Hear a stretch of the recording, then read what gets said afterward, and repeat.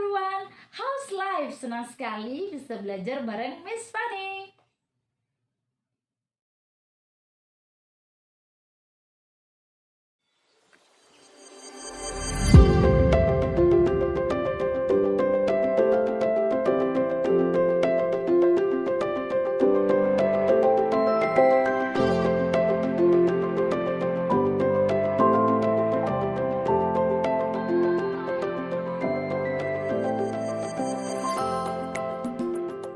Nah teman-teman, di video kali ini saya akan membahas satu topik yang akan membantu kamu yang sedang belajar bahasa Inggris, sehingga belajar bahasa Inggrisnya jauh lebih mudah dan teman-teman bisa langsung praktekkan. Oke? Salah satu materi dasar yang harus kamu ketahui ketika sedang belajar bahasa Inggris adalah part of speech. Pernah tidak teman-teman mendengar part of speech atau dalam bahasa Indonesianya kelas-kelas kata? Nah, part of speech ini terdiri dari 8 bagian. Duh, banyak banget. Susah hafalnya. Oke, jadi karena part of speech ini ada 8 bagian, saya akan membantu teman-teman untuk lebih mudah mengingatnya.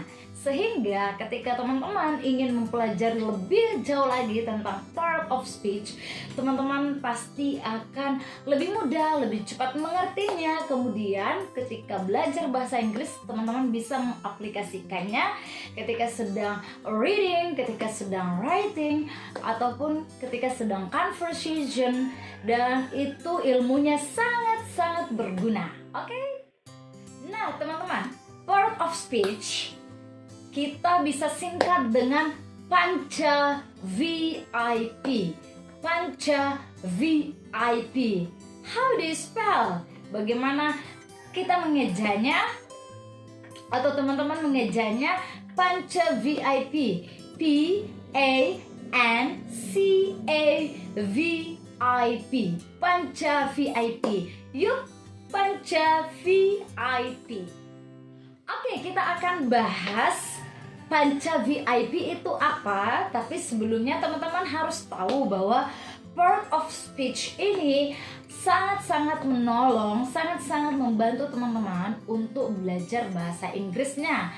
Why? Karena ketika teman-teman tahu part of speech, teman-teman akan bisa melanjutkan ke tingkat yang lebih tinggi lagi. Ataupun misalnya nih teman-teman belajar bahasa Inggris karena part of speech adalah materi mendasar, otomatis teman-teman akan bisa melangkah ke tingkat yang lebih tinggi, advance ya, untuk belajar bahasa Inggris. Kemudian ketika teman-teman tahu part of speech, teman-teman akan sangat terbantu untuk membedakan kata kerja yang mana, kata benda yang mana, kata sifat itu seperti apa, dan lain sebagainya. Sehingga ketika teman-teman mempergunakan setiap kata itu, misalnya dalam sebuah kalimat atau membentuk kalimat, teman-teman akan tahu posisinya yang tepat di mana. Kemudian ketika teman-teman tahu part of speech, teman-teman akan jauh lebih mudah untuk menguasai tenses dalam bahasa Inggris. Oke, yuk kita bahas Panca VIP itu apa saja. P atau P yang pertama adalah pronoun. A adjective. N noun. C conjunction. Adverb. V verb. I atau I interjection. P yang terakhir adalah preposition. Jadi teman-teman ingat ya, Panca VIP apa aja? Pronoun, adjective, noun, conjunction, adverb, verb, interjection, and preposition. Mudah kan? Oke, saya akan membahas satu persatu 8 part of speech. Yang pertama adalah pronoun. Jadi teman-teman pernah tidak mendengar kata I, he, she, we, they, dan seterusnya. Jadi pronoun ini berfungsi sebagai pengganti subjek untuk manusia, hewan, ataupun benda. Misalnya dalam sebuah kalimat ada kata my sister. My sister. Nah, my sister ini teman-teman bisa mengganti dengan she. Contoh lagi, my brother.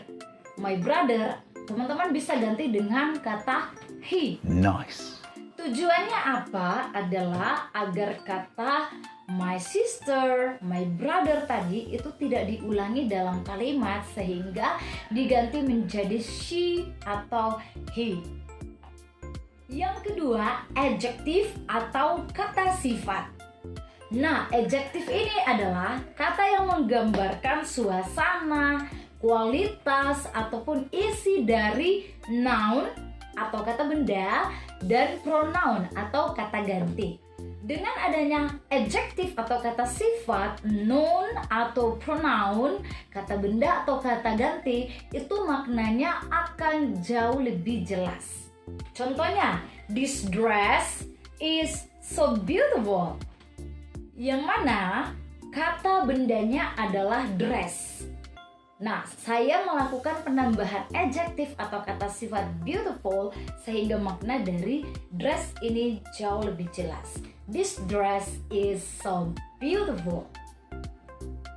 Yang ketiga adalah noun atau kata benda. Jadi noun atau kata benda ini ditujukan untuk menyebut suatu hal. Nah, noun yang dimaksudkan di sini atau kata benda itu bisa merujuk kepada manusia, hewan, benda, ataupun tempat. Dan teman-teman perlu ketahui bahwa noun ini pasti sering kita temukan dalam sebuah kalimat ataupun sebuah kata karena sangat-sangat mencakup sebagian besar dari struktur sebuah kalimat. Contohnya kata benda dress, an orange, a book, computer, dan masih banyak lainnya. Next, yang keempat adalah conjunction atau kata hubung. Nah, tanpa kita sadari ya teman-teman, kata hubung ini sering kita gunakan dalam membuat sebuah kalimat ataupun ketika kita sedang berbicara atau speaking with others. Nah, conjunction ini berfungsi untuk menghubungkan kata, frasa, ataupun kalimat yang bersifat majemuk. Contoh dalam kalimat, I like traveling and listening to the music. Nah, kata penghubung dalam kalimat itu adalah and. Yang kelima, adverb atau kata keterangan. Adverb atau kata keterangan ini berfungsi untuk memperjelas verb dan adjektif. Jadi dia fungsinya untuk memperjelas verb, kata kerja, dan adjektif atau kata sifat. Sangat berbeda dengan adjektif ya. Kalau tadi adjektif atau kata sifat itu memperjelas apa? Noun and pronoun. Contoh dalam kalimat, he eats slowly. Dia makannya sangat lambat.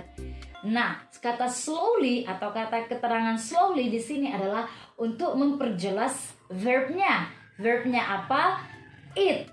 Memperjelas bahwa dia makannya sangat lambat. Next, yang keenam, verb atau kata kerja. Kata kerja adalah kata yang dilakukan oleh subjek. Nah, tidak mungkin kan dalam sebuah kalimat itu tidak ada kata kerja. Sebagian besar kalimat itu di dalamnya pasti ada verb atau kata kerja. Contoh dalam sebuah kalimat, he plays basketball.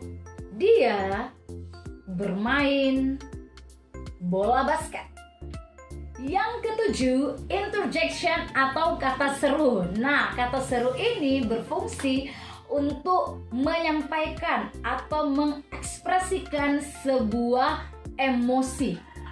Wow, contohnya apa ya?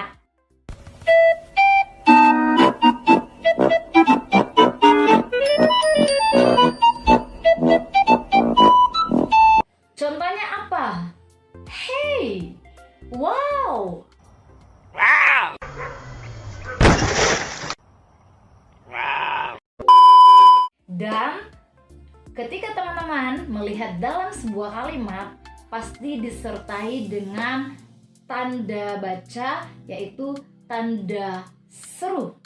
Tapi tidak semuanya juga diakhiri dengan tanda seru.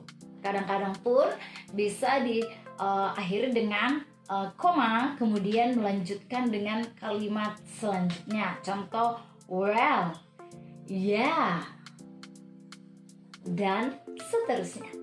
Yang terakhir, yang ke-8 adalah preposition atau kata depan.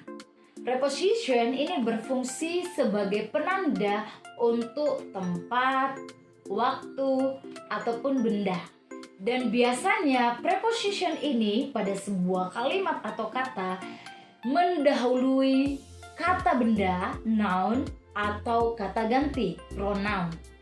Contoh dalam kalimat atau sebuah frasa, in this apartment, at the mall, at the school, dan seterusnya.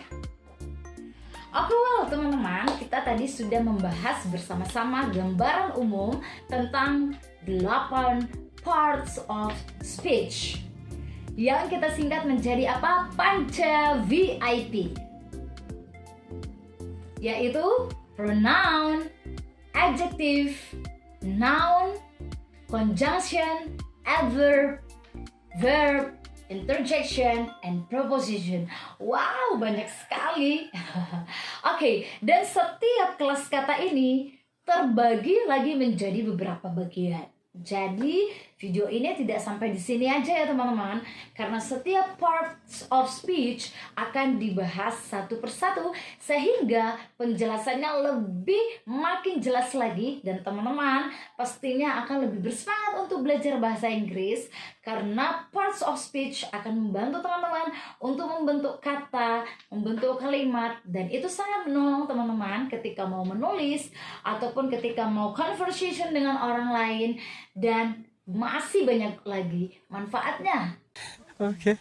Miss Fanny sangat berharap teman-teman juga bisa menambahkan di kolom komentar di bawah tentang apa yang teman-teman ketahui tentang parts of speech, sehingga informasi yang kita dapatkan semakin banyak, makin pintar, makin tahu, dan bahasa Inggrisnya lebih bagus lagi.